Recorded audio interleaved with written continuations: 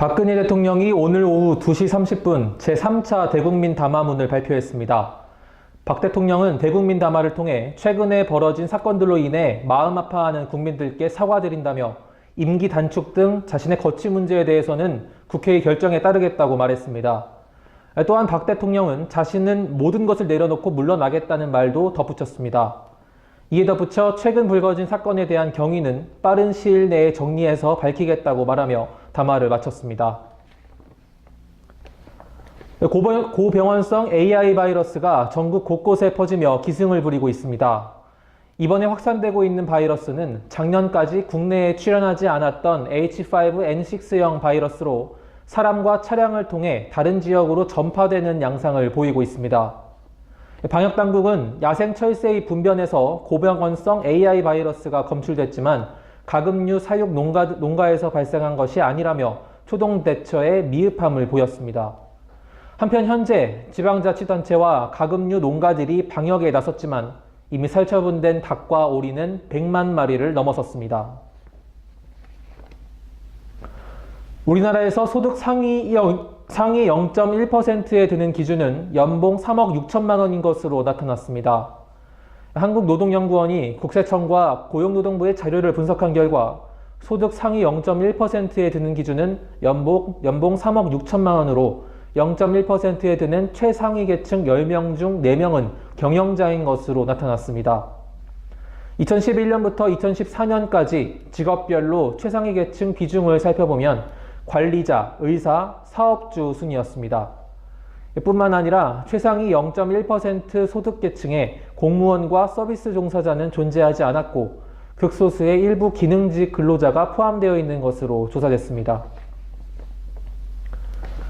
정성환의 신곡 이 바보야가 공개된 직후 각종 음원 차트 1위에 올랐습니다. 29일 자정에 공개된 이 바보야는 각종 음원 차트 정상에 올랐고 더블 타이틀곡인 그 겨울도 2위까지 오르며 팬들의 많은 관심을 받고 있습니다. 정승환의 선전은 신화의 새 앨범 발표와 전날 차트 1위에 오른 지코의 상승세를 누른 성적이어서 더 놀라운데요. 이번에 발표된 신곡 이 바보야는 유희열이 직접 작사한 곡으로 헤어진 연인 때문에 아파하는 남자의 이야기를 애절하게 표현했습니다.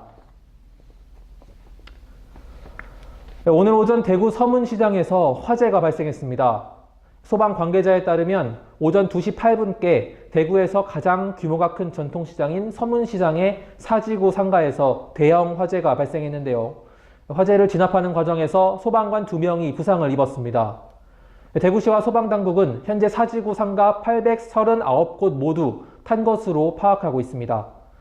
대구 서문시장은 앞서 2005년 12월 29일에도 화재가 발생해 상인 1000여 명이 터전을 잃고 약 600억 원의 재산 피해가 난 바 있어 안타까움을 사고 있습니다. 오늘부터 집에서 개인 과외 교습을 할 경우 출입문에 교습 과목과 교습자임을 알리는 표지를 부착해야 합니다. 교육부는 이 같은 내용을 담은 학원의 설립, 운영 및 과외 교습에 관한 법률 시행규칙 개정안을 30일부터 시행한다고 밝혔습니다. 개정규칙에 따라 개인과외 교습자는 주거지에서 개인과외 교습을 할 경우 외부에서 쉽게 볼 수 있도록 주거지 주 출입문이나 출입문 주변에 정해진 양식의 개인과외 교습 표지를 붙여야 합니다. 더불어민주당 추미애 대표와 새누리당 김무성 의원이 회동을 하고 대통령 탄핵과 퇴진 시점 등을 논의했지만 결론을 내지 못했습니다. 추미애 대표는 회동을 마친 뒤 헌법 수호기관으로서 국회가 탄핵을 해야 한다는 방침을 전달했다면서 대통령 사퇴는 늦어도 1월 말까지 이뤄져야 한다고 제안했다고 밝혔습니다. 추 대표는 이어 김 의원과의 회동 결과를 당에 설명하고 입장을 모은 뒤 국민의당과 입장을 조율할 것이라고 덧붙였습니다.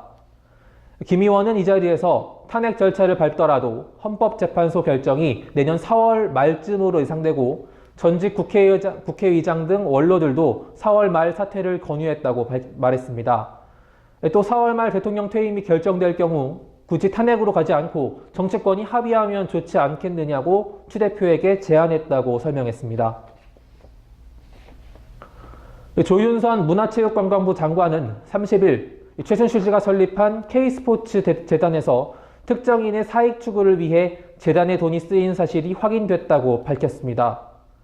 조 장관은 이날 국회 박근혜 정부의 최순실 등 민간인에 의한 국정농단 의혹 사건 진상규명을 위한 국정조사 특별위원회에 출석해 K스포츠재단이 특정인의 사익 추구로 돈을 썼느냐는 질문에 내부 감사 결과 몇몇 사건에서 그런 사실관계가 확인됐다고 답변했습니다.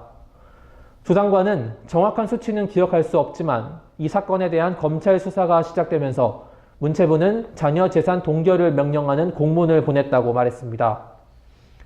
자녀 재산의 처분 방식에 대해선 재단 설립 자체가 범죄 행위에 관련됐다는 판단이 나오면 사법 판단에 의할 것이라고 생각되고 그렇지 않을 경우에는 민법상 재단 설립을 취소하거나 해산시킬 방법이 없다며 그럴 때 자녀 재산은 유사 목적 재단에 잔존하거나 국고에 귀속된다고 설명했습니다.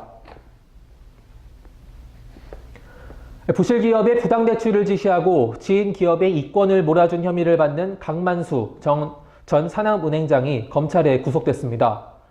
서울중앙지법 조희연 영장 전담 판사는 현재까지 수집된 증거자료 등을 종합할 때 구속의 사유와 필요성이 인정된다며 영장 발부 이유를 밝혔습니다. 강 전 행장은 지난 2012년 신용등급이 낮은 회사에 부당대출을 지시하고 지인의 회사와 정부와 기업으로부터 117억 원에 이르는 특혜를 받도록 영향력을 행사한 혐의 등을 받고 있습니다. 전국 시도 교육감들이 국정역사교과서 거부 방안의 하나로 내년도 중학교 1학년 교과 과정에 역사 과목을 편성하지 않도록 하려는 데 대해 교육부가 법적 대응 방침을 밝혔습니다. 교육부 관계자는 과목 편성은 학교장 재량 권한으로 교육감들이 나서서 압력을 가해선 안 된다고 본다며 법적 검토를 거쳐 곧 대응 방침을 내놓을 것이라고 말했습니다. 교육부는 과목 편성을 미루는 것 자체는 문제될 게 없지만 이 과정에서 인사권을 가진 교육감들이 나서 학교장에게 협조를 구하는 것은 사실상의 압력이자 재량권 침해라고 판단하고 있습니다.